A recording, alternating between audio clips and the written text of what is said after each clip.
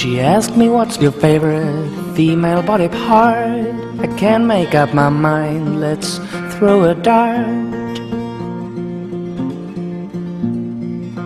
Let's be frank now and answer or a tweak, the shape of an eyebrow or a dimple in the cheek.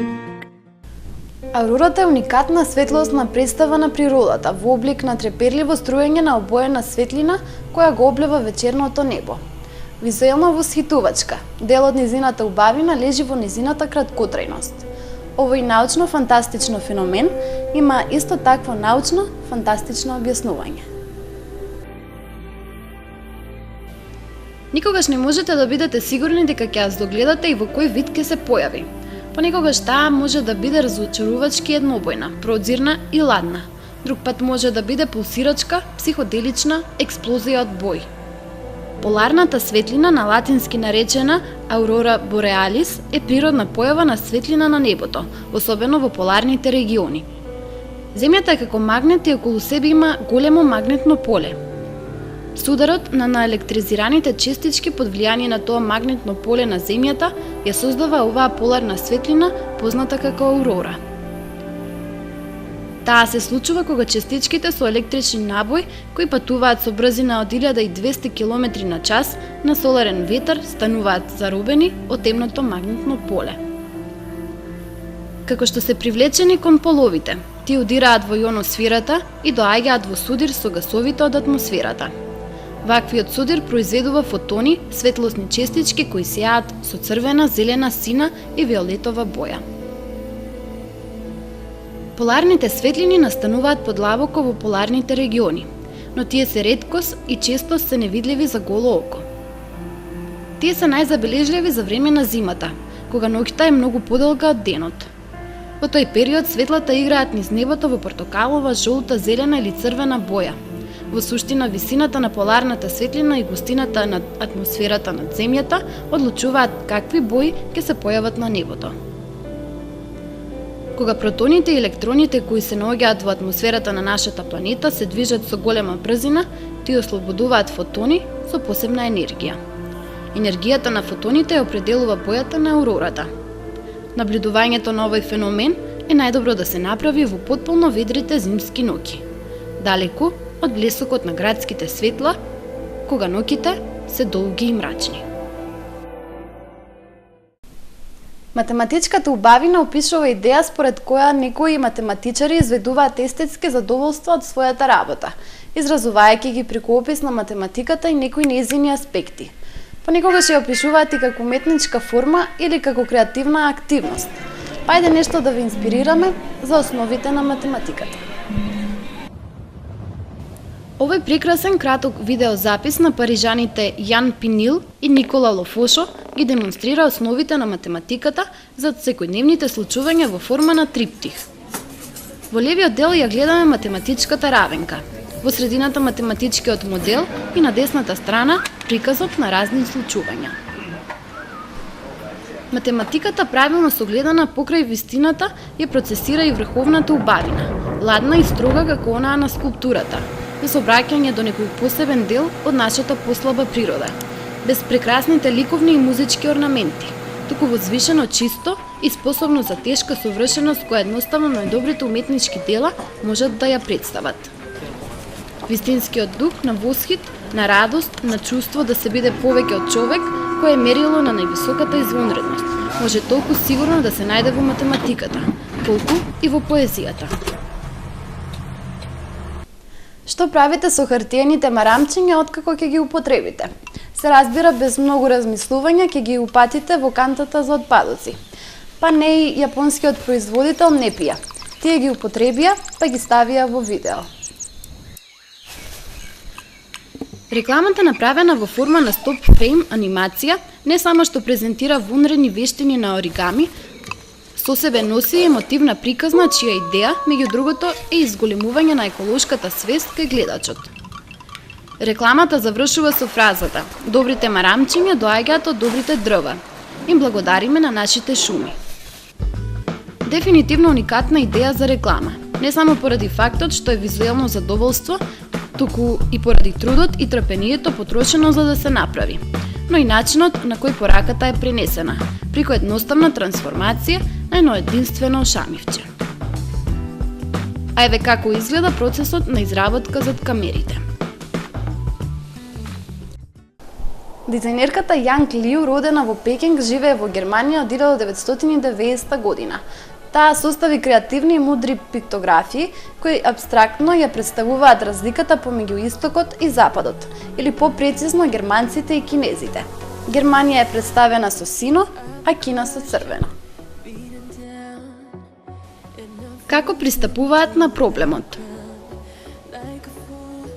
Како споделуваат мислења?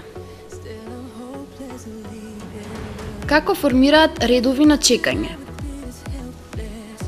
Како гледаат на себе си? Како гледаат на доцнењето? Како се конектираат со други луѓе? Ароганција и самодоверба. Изгледот на улиците во недела. Птичја перспектива на забава. Врева во рестораните. Како формираат спомени? Идеали за убавината. Германците преферираат потемна кожа, а кинезите посветла. Температура на оброците во текот на денот. Префериран транспорт. Како обично старите луѓе го поминуваат времето? Кога се бањаат? Како гледаат на времето? Како го третираат шефот? Трендови во однос на храната. Позиција на децата во семејството. Како гледаат на новите потрошувачки производи? Стереотипите што едните ги имаат за другите. Што мислите вие? Каде повеќе припаѓаме ние? А сега да позборуваме малку за уметноста на звукот, онаа вибрација која се пренесува во воздухот и чија различност е неверојатно бесконечна. Првите моменти во минатото, кога луѓето започнале да ги преминуваат звуците околу нив, довеле до организирање и спојување на сите тонови и развој на разните видови мелодии. Преку ваквата уметност на звукот, те изразувале разни идеи и емоции со ритамот, музиката и хармонијата. Првите музички записи биле мощни и интересни и создадени со уште поедноставни инструменти. Разните цивилизации ги сметале тајните на музиката за свети и затоа ги чувале на посебни пригоди и ритуали. Музиката низ времето се развива заедно со новите машини и инструменти, а луѓето се повеќе се охрабрувале да создаваат што покомплицирани мелодии со цел да ги провоцираат емоциите кај слушателите. Развојот на музиката одел напред и бил во постојана потрага по нови тонови. Постојат одредени музички критичари кои сметаат дека новата музика се помалку може да биде оригинална, бидејќи постојано потсетува на некои стари мелодии. Тие велат дека доколку музичарите сакаат да ја развиваат музиката, мора да го истражуваат секој звук на својот град и на природата. Бројот на звуци е бесконечен. Доколку во нашиот дом имаме 100 различни апарати, можеме да разликуваме 100 различни звуци. Со благи удари или грепкања по предметите во нашиот дом, повторно можеме да чуеме уште по различни звуци. Единственото нешто што треба да го направиме е да искористиме нашата фантазија и убаво да ги скомбинираме. Постојат 6 фамилии на звуците, а да видиме и чуеме како група од 6 тапанари искористеле предмети за кои не би можеле да претпоставиме дека имаат музички карактеристики. Неверојатни камени формации совршено балансирани и заглавени меѓусебно само со гравитација. Не е употребено ниту лепило, ниту било каков друг сврзувачки елемент. Майкл Граб е човекот кој стои позади оваа извонредно убава, но извонредно тешка уметност. Уметност која започнала како наивен експеримент. Еве што вели тој. На површината од секој камен постои разноликост од длабнатини, од најситни па се до големи, кои може да се однесуваат како триногалки за каменот да стои исправен, или во повеќето ориентации може да размислувате земајќи ги во предвид и другите камења. Ако навистина обрнете внимание на чувството на допир на камењата, ќе почнете да ги чувствувате дури и најмалите кликнувања, како што засеците на камењата во контакт се движат еден преку друг. Најфундаменталниот нефизички елемент е потешко да се објасни со зборови. Накусо, овде мислам на медитација, на наоѓање нулта точка, односно тишина во самиот себе.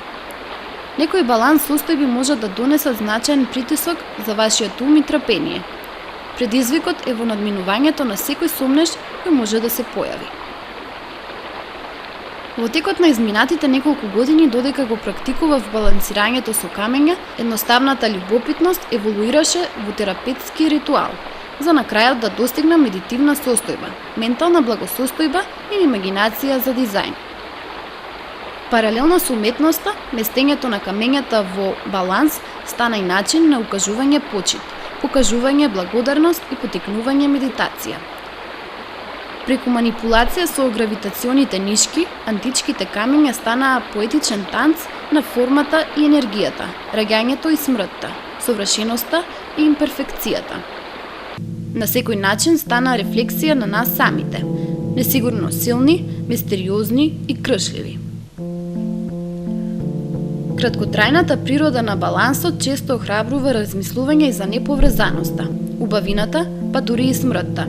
Едно од најубавите искуства во практикувањето баланс на камења е неговиот диалог помеѓу камењата. Природата која ме обкружува. Едно од најубавите искуства во практикувањето баланс на камења е неговорниот диалог меѓу камењата. Природата која ме обкружува и мојот собствен креативен набој. Неверојатно сензуално искуство е да ги почувствувате точките на баланс и да ги реализирате. Може би знаете дека Галилео Галилеј е роден во Пиза и може би сте чуле од каде ги изведувал своите експерименти за брзината на тело кое паѓа. Човековата фантазија ја привлекуваат некои работи, без оглед на тоа дали се тие значајни или не. Но сите знаат дека во италијанското градче Пиза постои крива кула, па еве еден мал прилог и за неа. Зошто кулата во Пиза е крива? Вистинскиот одговор никој со сигурност не го знае. Секако, кога би била градена, никој не знаел дека ќе се накриви.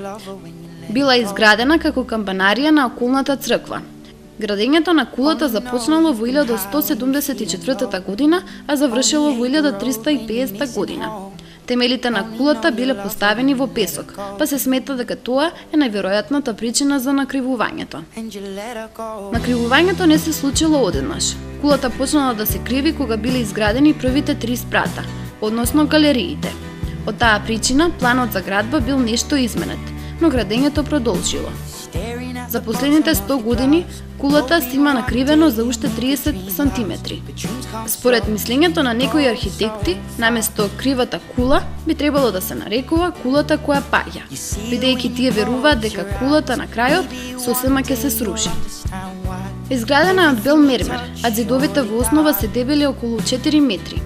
Има 8 спрата и висока е околу 59 метри, што представува висина приближна на една 15-катна зграда. Има 8 спрата и висока е околу 59 метри, што представува висина приближна на една зграда од 15 ката.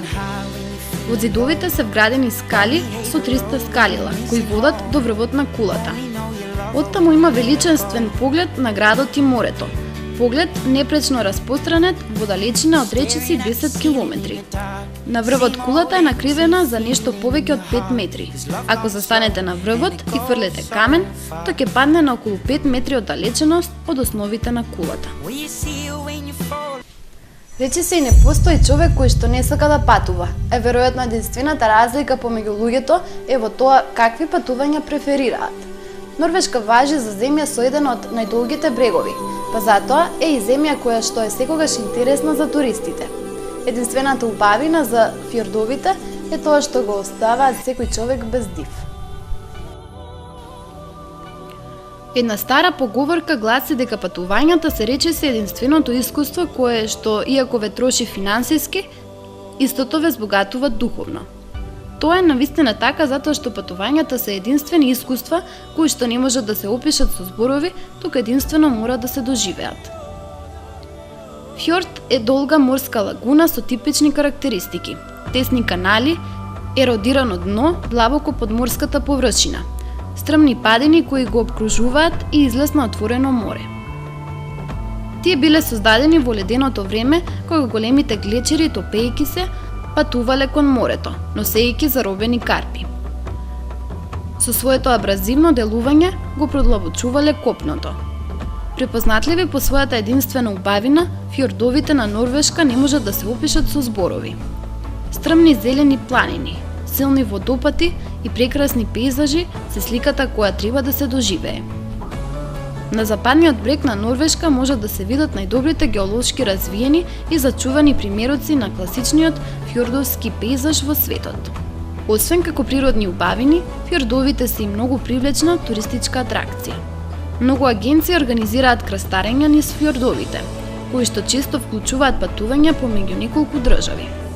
Туристите природата ги привлекува еднакво како и културата, така да ретко кој од посетителите на Норвешка може да им одолее на фјордовите. Во Норвешка живеат луѓе чија љубов кон природата е безусловна и практично складна со националниот дух. Едно нешто останало непроменето. Да го цитираме Хенрик Ибсен. Оние кои сакаат да ги разберат норвежаните, прво мораат да го разберат норвешкото, но и опасното обкружување. Луѓето кои живеат тука се луѓе на земјата, можеби и повеќе од било кој европски народ. А овие туристи токму и тоа сакаат да го разберат.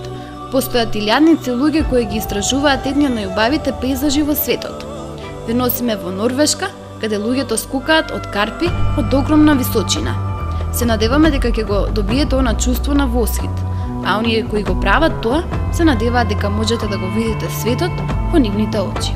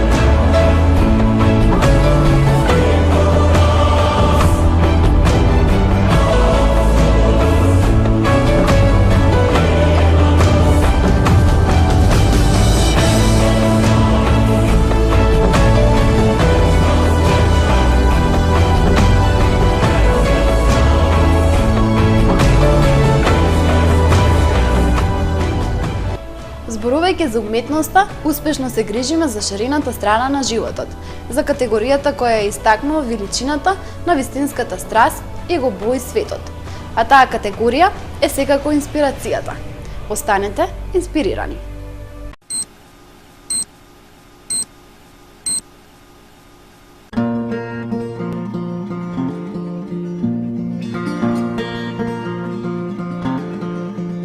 She asked me what's your favorite female body part. I can't make up my mind, let's throw a dart. Let's be frank now, an answer or a tweak, the shape of an eyebrow or dimple in the cheek.